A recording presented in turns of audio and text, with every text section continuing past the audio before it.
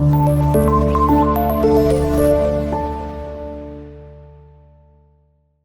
अस्सलाम वालेकुम। Today we will discuss about the concept of file system, structure and management. आज की video में हम डिस्कस करेंगे कि एक ऑपरेटिंग सिस्टम का जो टास्क है, जो उसकी रिस्पॉन्सिबिलिटी है, वो जस्ट एप्लीकेशन प्रोग्राम को रन करना नहीं है, बल्कि जो भी यूज़र का डेटा है या एप्लीकेशन से रेलिवेंट जितनी भी तरह का डेटा है, उस डेटा को स्टोर करना, ना सिर्फ बल्कि स्टोर करना, बल्कि उस डेटा को ऑर्गेनाइज वे के अंदर स्टोर करना, ये भी ऑपरेटिंग सिस्टम के जिम्मे है। तो फाइल सिस्टम किस तरीके से ऑपरेटिंग सिस्टम को ये टास्क परफॉर्म करने में हेल्प आउट करता है, इसके बारे में आज हम स्टडी करेंगे। तो सबसे पहले हमने आइडेंटिफाई ये किया कि ऑपरेटिंग सिस्टम को डेटा स्टोर करना है और उस डेटा को ऑर्गेनाइज वे के अंदर स्टोर करना है, ताकि डेटा से रेलिवेंट जितने भी ऑपरेशंस हैं, चाहे वो फाइल्स को ओपन करना है, फाइल्स को मैनेज करना है, अरेंज करना है, फाइल्स के अंदर डेटा ऐड करवाना है, फाइल्स को डिलीट करना है, जितने भी डेटा रेलिवेंट ऑपरेशंस हैं, फाइल रेलिवेंट ऑपरेशंस हैं, उनको बेहतर तरीके से एफिशिएंट वे के अंदर परफॉर्म किया जा सके।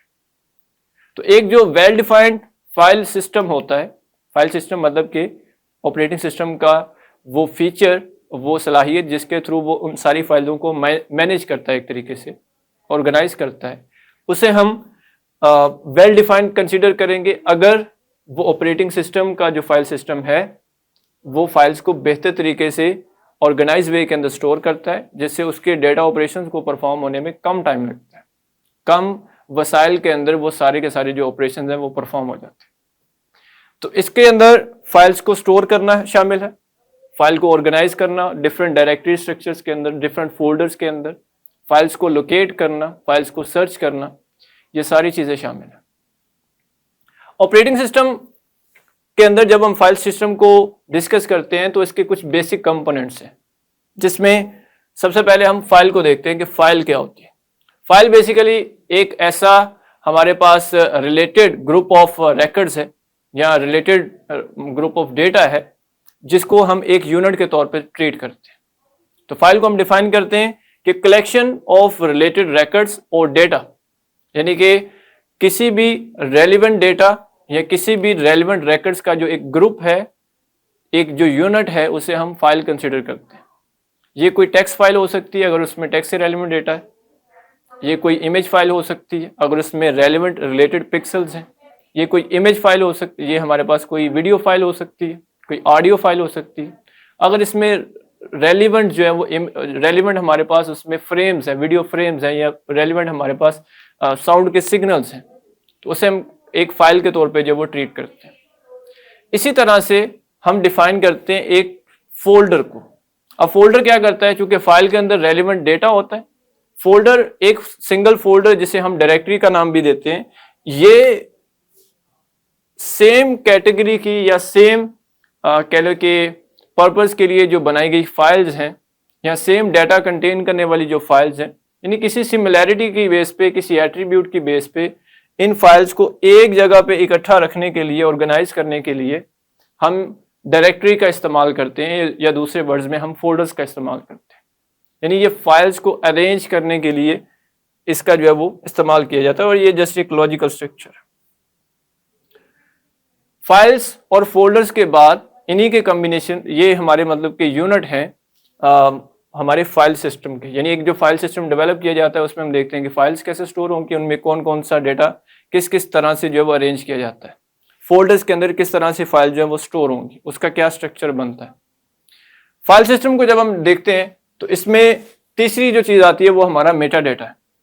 मेटा डेटा बेसिकली फाइल से रेलिवेंट डेटा होता है, मतलब इसको हम कह सकते हैं कि ये हमारा ऐसा डेटा है जो कि फाइल से रेलिवेंट है। यानी फाइल का साइज क्या है, फाइल का नाम क्या है, फाइल में किस किस्म का डेटा है, कौन सी एक्सटेंशन है उसकी, उसको कब क्रिएट किया गया, ये सारी की सारी इंफॉर्मेशन, यानी जो एडिशनल इंफॉर्मेशन है किसी भी फाइल से रेलिवेंट, उसे हम मेटा डेटा कंसीडर करते हैं।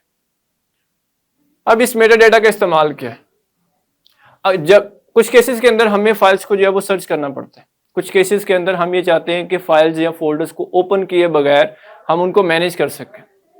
तो उस सिनेरियो के अंदर हम क्या करते हैं, हम बेसिकली मेटा डाटा इंफॉर्मेशन का यूज करते हुए हम इन ऑपरेशंस को परफॉर्म करते हैं। या दूसरे नंबर पे ये जो इन्फॉर्मेशन है ये डिवाइस स्पेसिफिक भी होती है। जब आप किसी कैमरा से, किसी मोबाइल फ़ोन से किसी पर्टिकुलर लोकेशन पे आप कोई फाइल क्रिएट करते हो, कोई इमेज कैप्चर करते हो, तो ये डिटेल्स जो है वो ऑटोमेटिकली फाइल के अंदर जो है वो शामिल कर दी जाती है। तो ये वो इन्फॉर्मेशन है जो कि फाइल से रेलिवेंट होती है। जैसे एक इमेज को जब आपने कैप्चर किया तो उसमें कितने पिक्सल्स हैं, उसकी क्या डायमेंशन है, क्या वो 180p की पिक्चर है या वो 2K रेजोल्यूशन पे कैप्चर किया गई कोई वीडियो है या कोई साउंड है, तो वो सारी इंफॉर्मेशन मेटा डाटा की कैटेगरी में फॉल करती है। इसके बाद हम इस पूरे स्ट्रक्चर को डिफाइन करते हैं कि फाइल सिस्टम होता क्या है। फाइल सिस्टम का मेन कॉन्सेप्ट ये है कि रेलिवेंट डेटा को फाइल्स में स्टोर किया जाएगा, रेलिवेंट फाइल्स को जो है वो फोल्डर में ऑर्गेनाइज किया जाएगा, मैनेज किया जाएगा, और हर फाइल और हर फोल्डर से रेलिवेंट जो मेटा डाटा इंफॉर्मेशन है वो उनमें ऐड कर दी जाएगी। और ये सारा काम करने के पीछे जो लॉजिक है वो ये है कि हमें इस सारे डेटा को ऑर्गेनाइज वे में स्टोर करवाना है किसी फिजिकल मीडियम के ऊपर, फिजिकल स्टोरेज मीडियम के ऊपर। लाइक हमारी हार्ड डिस्क है, हार्ड डिस्क ड्राइव है जिसे हम HDD कहते हैं, या सॉलिड स्टेट ड्राइव है जिसे हम SSD कहते हैं, या कोई हमारी पेन ड्राइव है, फ्लैश ड्राइव है, कोई USB ड्राइव है। उस ड्राइव के ऊपर हमारा ऑपरेटिंग सिस्टम जो है इस डेटा को कैसे रीड या राइट करवाता है, या इस सारे डेटा को किस तरीके से ऑर्गेनाइज करवाएगा ताकि फ्यूचर के अंदर हम वहाँ से डेटा जो वो रिट्रीव कर सके या वहाँ पे हम डेटा ऑपरेशन जो हैं वो परफॉर्म कर सके। तो ये सारी की सारी जो कह लो कि रिस्पॉन्सिबिलिटी है ऑपरेटिंग सिस्टम की, इसे हम फाइल सिस्टम कंसिडर करते हैं।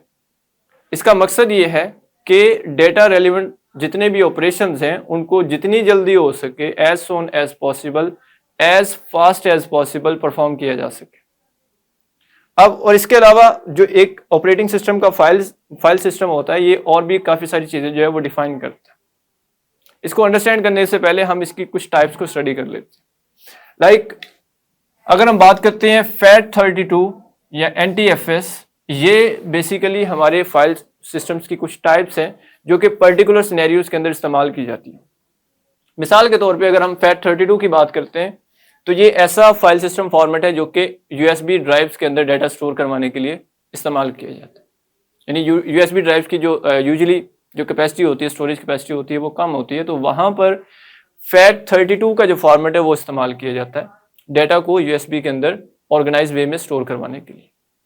इसी तरह से NTFS जो है वो स्टैंडर्ड कह लें कि फाइल सिस्टम है, विंडोज़ के अंदर इस्तेमाल होता है। ये हमारे जितने भी पर्सनल कंप्यूटर्स हैं या कंप्यूटर्स हैं जिनके अंदर विंडोज़ इंस्टॉल्ड है, वहाँ पर जो ड्राइव्स बनती हैं उनके अंदर जो एक फाइल सिस्टम यूज़ किया जाता है उसे हम NTFS कंसिडर करते हैं।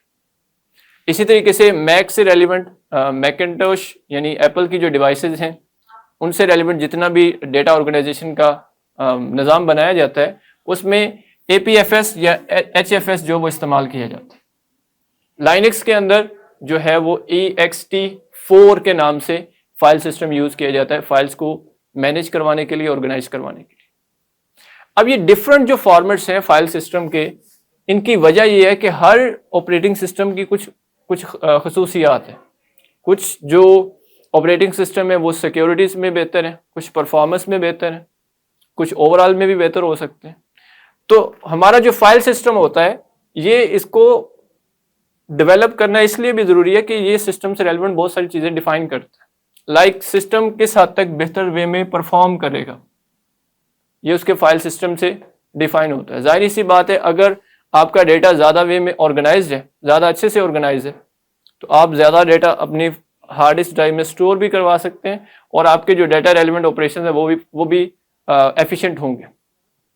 इसी तरह से दूसरी चीज़ जो है वो स्टोरेज कैपेसिटी है कि आप कितनी कैपेसिटी तक जो है, कितनी कैपेसिटी की जो स्टोरेज डिवाइस है उसको आप सपोर्ट करता है आपका ऑपरेटिंग सिस्टम।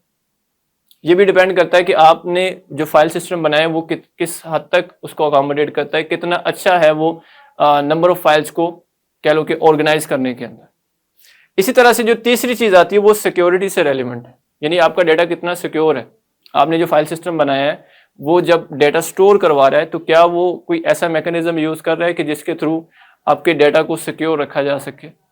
इन फ्यूचर अगर आपके सिस्टम से कोई नेटवर्क के थ्रू या कोई दूसरा अनऑथराइज्ड यूज़र आपके सिस्टम को अगर एक्सेस करता है तो क्या वो डाटा उसके लिए अवेलेबल हो जाता है या वो डाटा आपका जो है वो सिक्योर रहता है।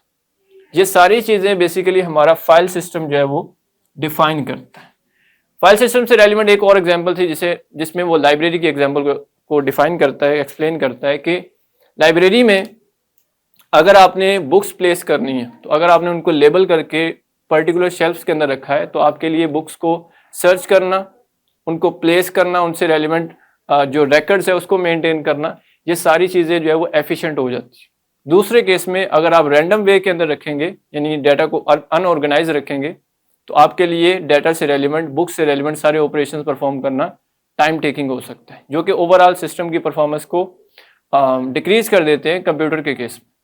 तो ये हमारे पास फाइल सिस्टम और का कॉन्सेप्ट है। ओवरऑल फाइल सिस्टम क्या होता है, फाइल सिस्टम में डेटा को किस तरीके से ऑर्गेनाइज किया जाता है, फाइल सिस्टम के बेहतर होने से क्या क्या चीज़ें इंप्रूव हो जाती हैं, फाइल सिस्टम की कौन कौन सी टाइप्स है, कौन कौन से ऑपरेटिंग सिस्टम इस्तेमाल करते हैं। तो ये सारी चीज़ें आज के लेक्चर में हमने कवर अप की। आपसे इंशाल्लाह मुलाकात होगी अगली क्लास में। तब तक के लिए अल्लाह हाफिज़।